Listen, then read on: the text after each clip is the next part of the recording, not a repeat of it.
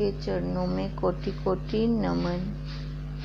श्री विचार सागर दर्पण की तीसरी तरंग में हमारा चल रहा है कि शंकावादी ये क्वेश्चन कर रहा है कि गुरुदेव आप कह रहे हो कि ये तत्वज्ञ गुरु के द्वारा ही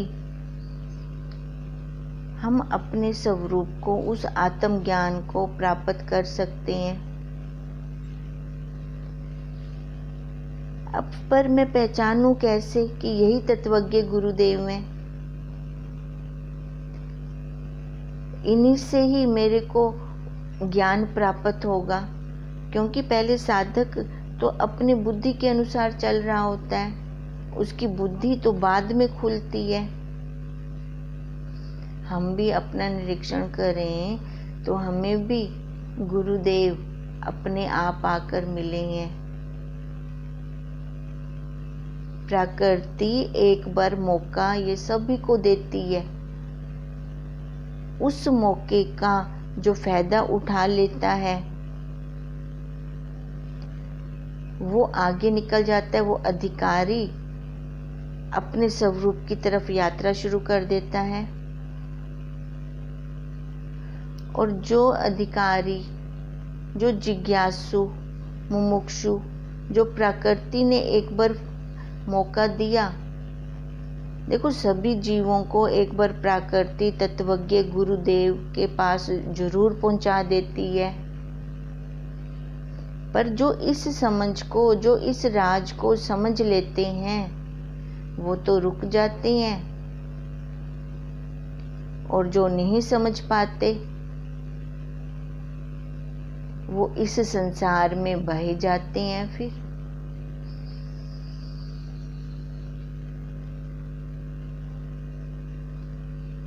तभी वो अधिकारी पूछ रहा है कि उन गुरुदेव के लक्षण बताइए कि मैं पहचान कर सकूं कि यही तत्वज्ञ गुरुदेव हैं।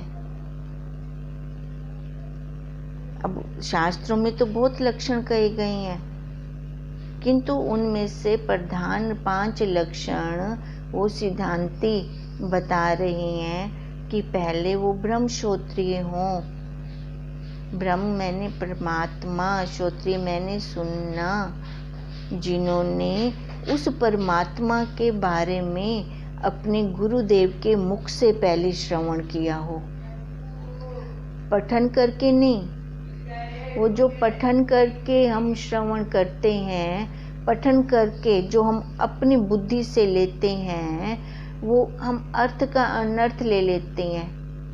वो खुलता राज नहीं खुलते, वो शास्त्र का जो गूढ़ राज छिपा हुआ है वो नहीं खुलते।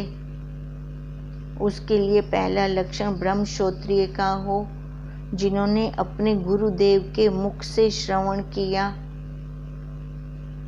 वो जो श्रवण किया है तो उसी को ही वो खोलेंगे अच्छे से, क्योंकि गुरुदेव ने प्रैक्टिकली, उनके गुरुदेव भी ब्रह्म श्रोत्रिय, फिर उनके गुरुदेव भी ब्रह्म श्रोत्रिय।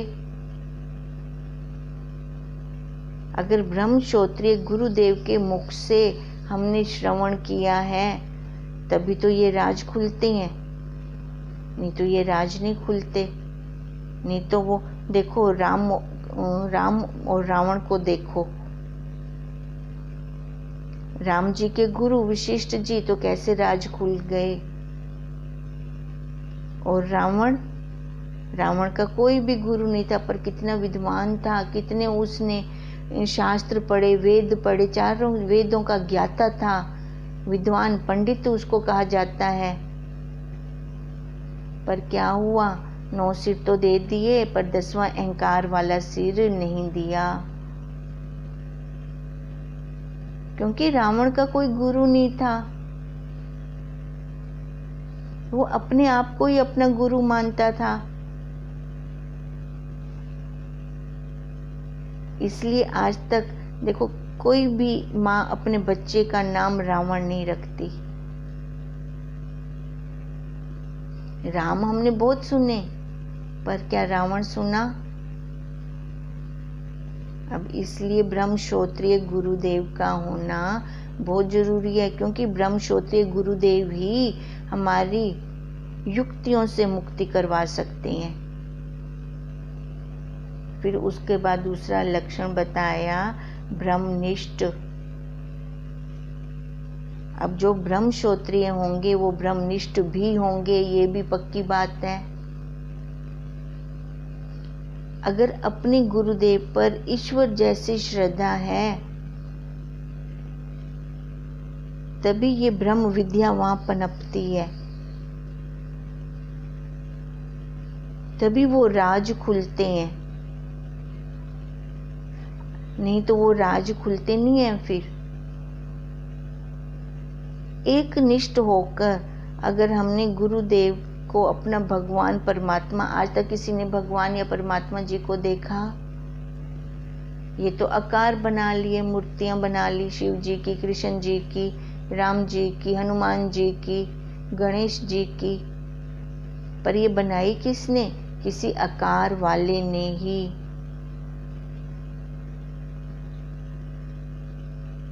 उस परमात्मा को तो किसी ने नहीं देखा, क्योंकि वो तो निराकार है, बिना अंगों के है। अब हमारे गुरुदेव ही ईश्वर हैं, परमात्मा है, क्योंकि उन्होंने हमें, देखो जो ज्ञान, निराकार का ज्ञान तो कोई आकार वाला ही आकर देगा, कोई ऊपर से आकाशवाणी तो नहीं होएगी। हम सत्संग भवन में जाकर बैठ जाएं और वहां से कोई आकाशवाणी आए, ये तो कोई आकार में आकर ही ये भेद, ये ग्रंथियां हमारी खोल सकता है। तो यही भेद ग्रंथियां हमारे गुरुदेव ने खोली। अब यही गुरुदेव तो हमारे लिए परमात्मा है, क्योंकि वो देखो, जब तक अपने गुरुदेव पर ईश्वर जैसी भक्ति, ईश्वर जैसी श्रद्धा नहीं होती तब तक, क्योंकि वो हमें निराकार दिखाने चले हैं, तब तक हम ये ज्ञान में स्थिति प्राप्त नहीं कर सकते। ब्रह्मनिष्ठों, एक पे निष्ठा हो हमारी, एक पे निष्ठा होगी तो हमारा काम बहुत जल्दी से बन जाता है। देखो, जिसको हम याद करते हैं ना दृढ़ता से, इस संसार में भी देखें, जिसको हम दृढ़ता से याद करते हैं वहां तक हमारी संवेदना पहुंचती है। हम सारे गुरुदेव को याद कर रहे हैं, पर गुरुदेव किसको याद कर रही हैं? जैसे एकलव्य की कैसी निष्ठा थी अपने गुरुदेव पर, उनका आकार बनाकर भी एकलव्य ने प्राप्त कर लिया था। वो ज्ञान, वो धनुर्विद्या का ज्ञान एकलव्य ने प्राप्त कर लिया था।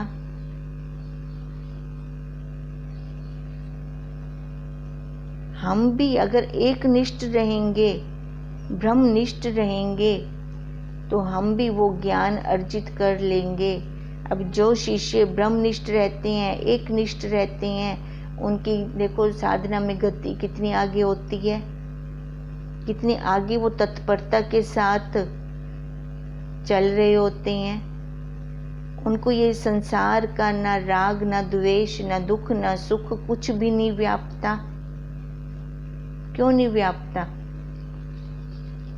अपनी बुद्धि के कारण नहीं, वो बुद्धि तो पहले भी थी, पर पहले तो वो सारा कुछ व्याप रहा था।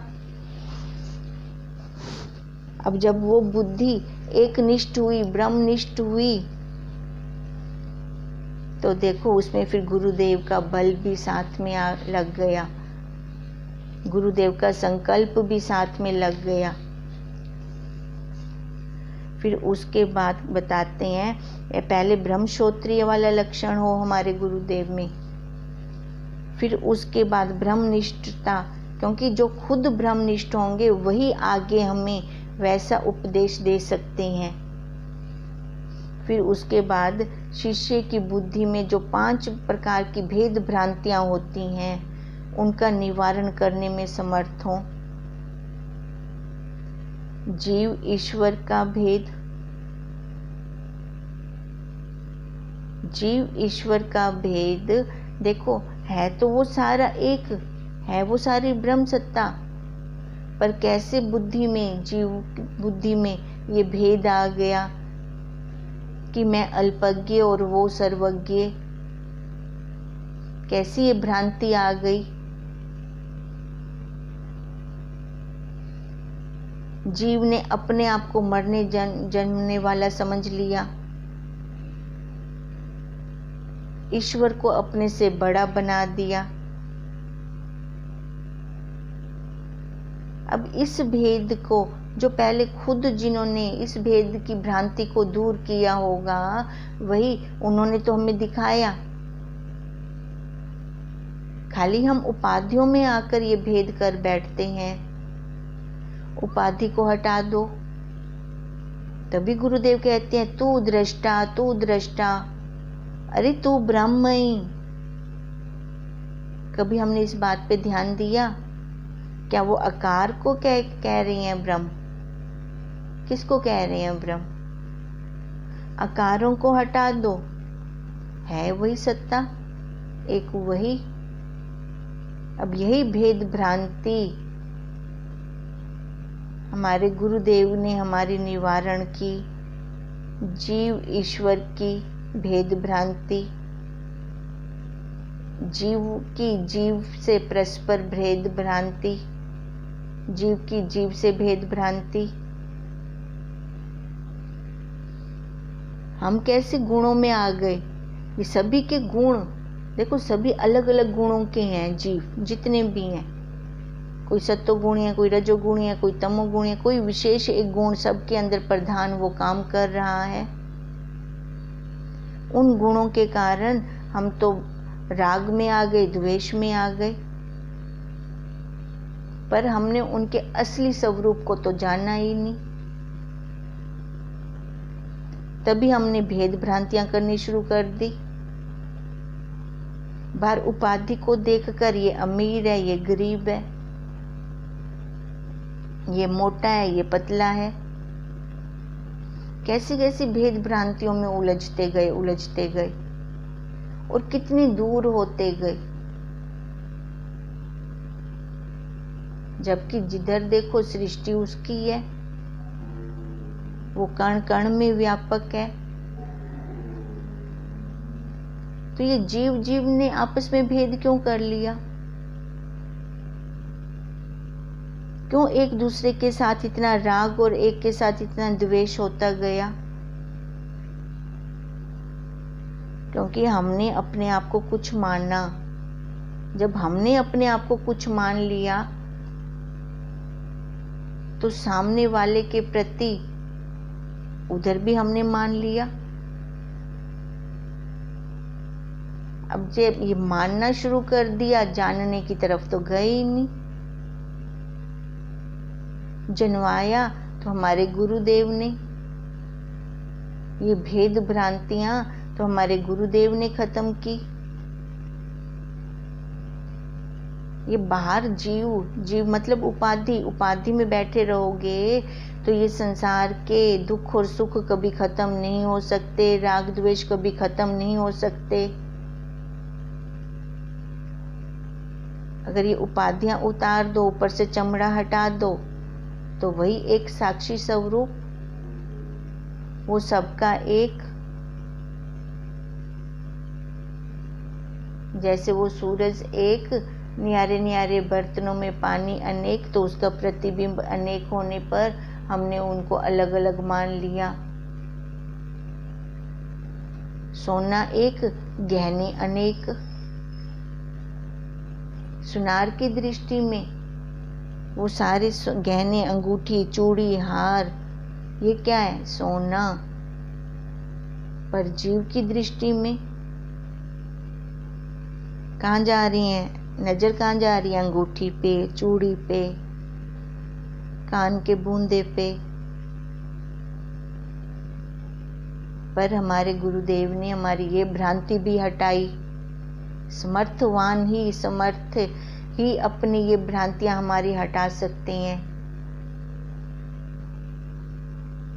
सोने पे दृष्टि रख, मिट्टी पे दृष्टि रख, अधिष्ठान को देख,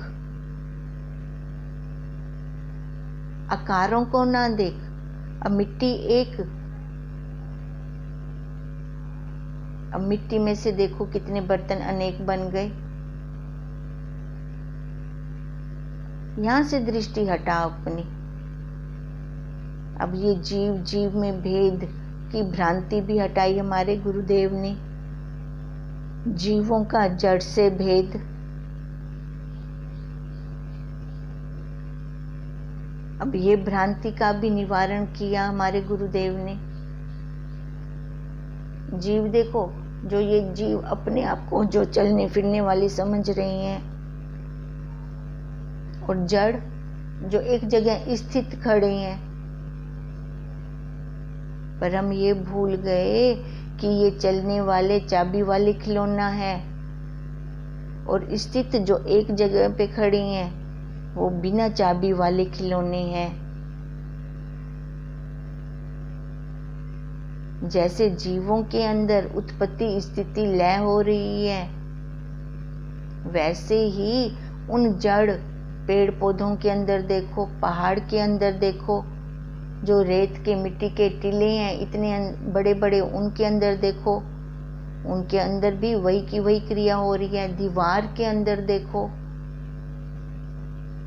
जो घर मकान बनाए हैं, जड़ एक जगह खड़ी हैं, उनके अंदर देखें कैसे उनके अंदर भी उत्पत्ति स्थिति लय हो रही है।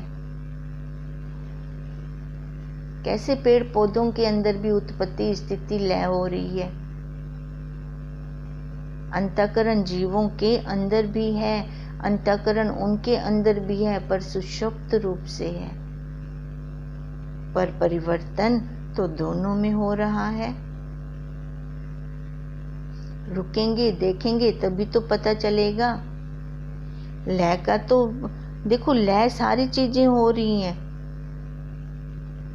अगर लय चिंतन की तरफ देखते हैं तो ये भेद भ्रांतियां ही खत्म हो जाएंगी। शरीर का लय किस में हो रहा है? पृथ्वी में। पृथ्वी का लय जल में, जल का लय अग्नि में, अग्नि का लय वायु में, वायु का लय आकाश में, आकाश का लय माया में, और माया मतलब वो शक्ति, और इस शक्ति का लय शक्तिमान में हो रहा है। चाहे जीव हो चाहे जड़ हो, एक बार विचार करें, एक बार अपनी दृष्टि को घुमाएं, तभी हमें पता चलेगा। उसने बहुत सुंदर व्यवस्था कर रखी है। एक बार रुककर विचार करने की जरूरत है। जो ये बाहर जहां ये प्रकृति उसने जो व्यवस्था की है, ये क्या हमने की है? हम कर भी सकते हैं ऐसी। कैसी सुंदर व्यवस्था है जहां की हो रही है परिक्रमा उस महान की। एक बार देखें उसको रुककर, कितनी सुंदर व्यवस्था के साथ उसने सारा चला रखा है। ये परिक्रमा तो हो रही है सारी, और क्या हो रही है? कभी रुके, कभी रुककर हमने देखा।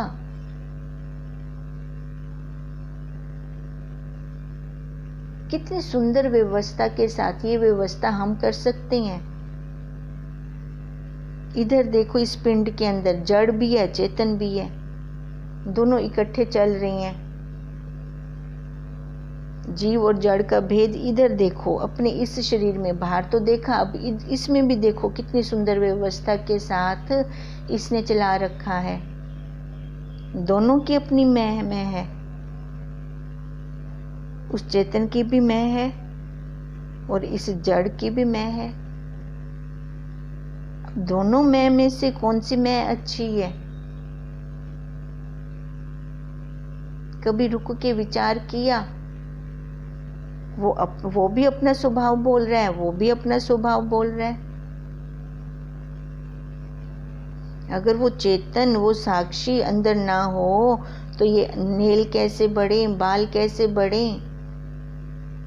दांत कैसे निकल आए उस सॉफ्ट सॉफ्ट मांस में से हड्डियां कैसी बन गई, इसके अंदर पक गई, इतनी मजबूत हो गई।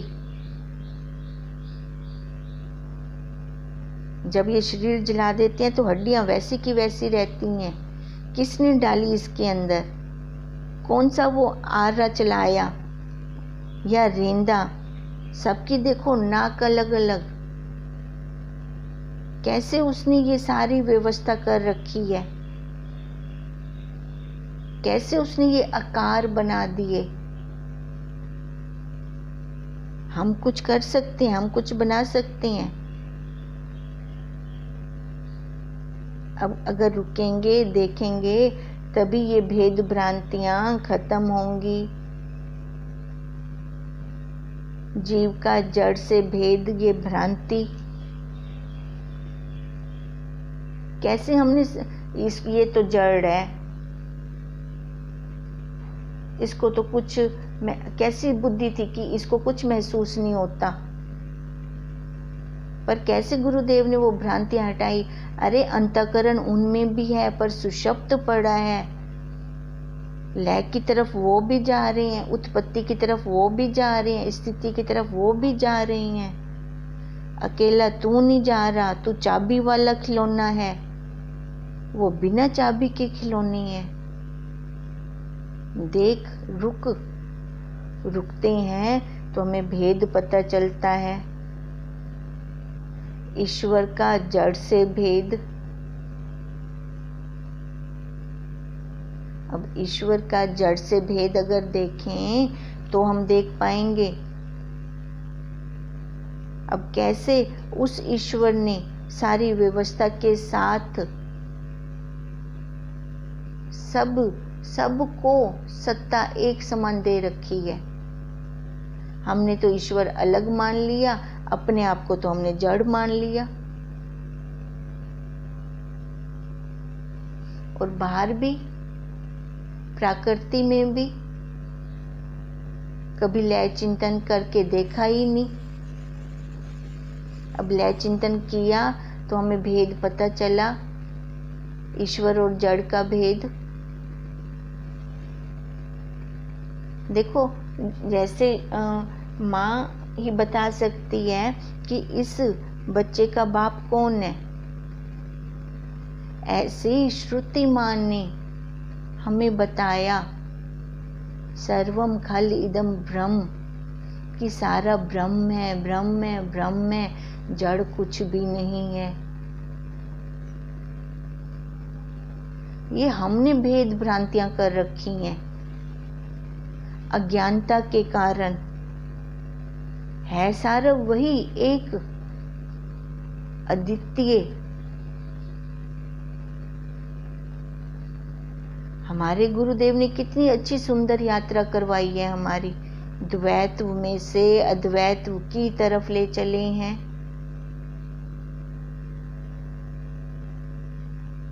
जड़ से चेतन की तरफ लेके चले हैं। नहीं तो कितनी भ्रांतियां पाली हुई थी मन में।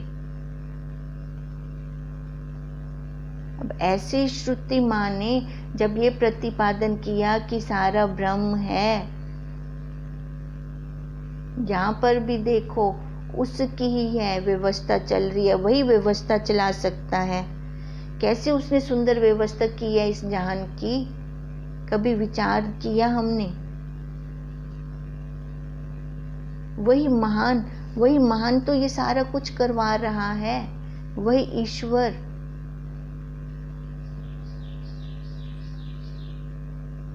हमने तो भ्रांति कर दी, उसको भगवान की उपाधि पर रख दिया और खुद हम भक्त बन बैठे।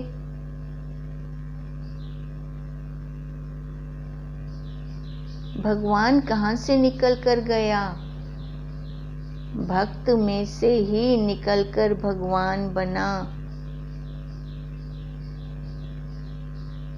रुकेंगे, ठहरेंगे, देखेंगे, तभी ज्ञान होगा, तभी ये भ्रांतियां जाएंगी।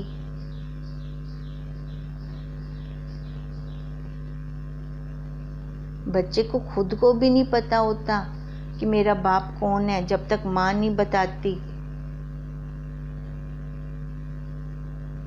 अब गुरुदेव रूपी माँ ने हमारे साक्षी स्वरूप उस बाप की हमें पहचान करवाई। केवल चेतन वो सत्ता वही, बाकी सब जड़।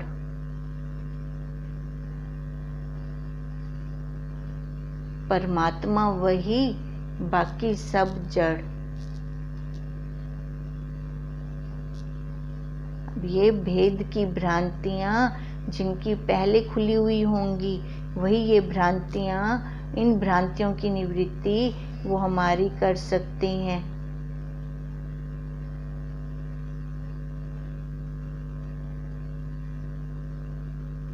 ईश्वर से जड़ का भेद, तभी ये भेद की ये भ्रांति तभी खत्म होंगी।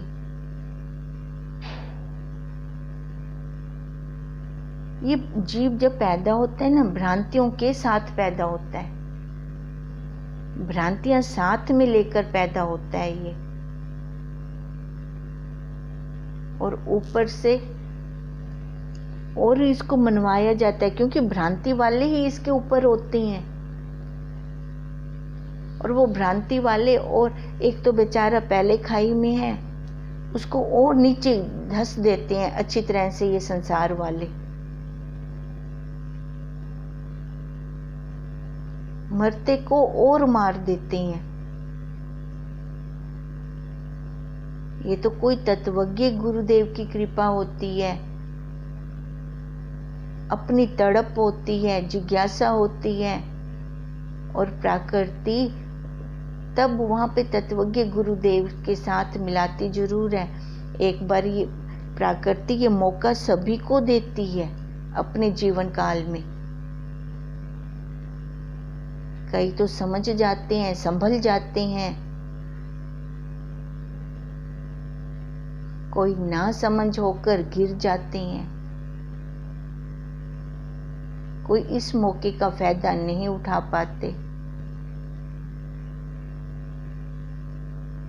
इन भ्रांतियों का निवारण खाली तत्वज्ञ गुरुदेव आत्मवेता ही करवा सकते हैं, और कोई भी नहीं करवा सकते।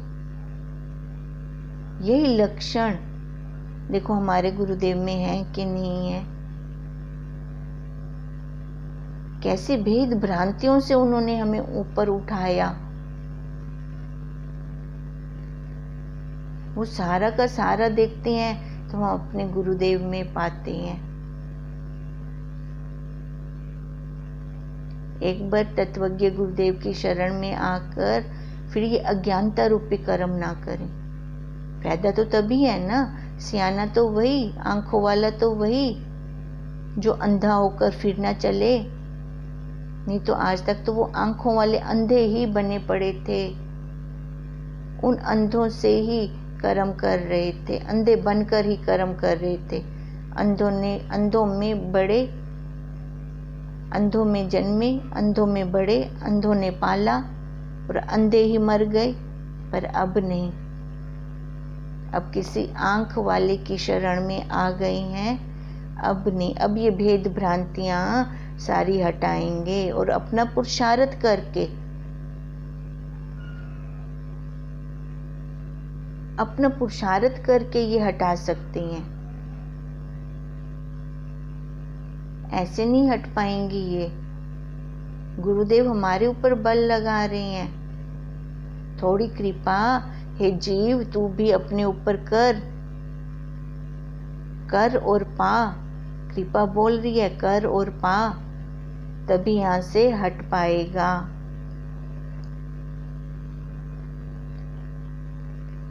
होली की आप सबको खूब खूब बधाई। जैसे होली अपने गुरुदेव की हो जाएं हम भी, तभी एक निष्ठ होकर, ब्रह्मनिष्ठ होकर हम भी अपने गुरुदेव के हो जाएं, गुरुदेव के हो जाएं, महावाक्यों के हो जाएं। महावाक्यों के को अपने अंदर उतारेंगे तभी इस संसार से निवृत्ति हो पाएगी, ये भ्रांतियां हमारी खत्म हो पाएंगी।